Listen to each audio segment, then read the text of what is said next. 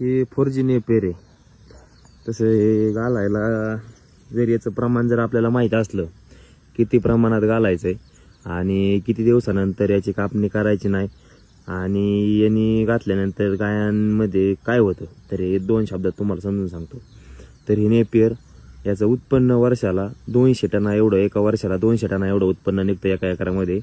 आणि याची कापणी 65 ते 70 दिवसाच्या आतमध्ये करायची. म्हणजे हे 6 ते 7 फुटाचं असन त्यावेळेस याची कापणी करायची. आणि हे 70 दिवसाच्या पुढं जर गेलं, जास्त प्रमाणात जर मोठं झालं, तर ह्या नेपियरमध्ये एक ऑक्झिलेट नावाचा घटक असतो.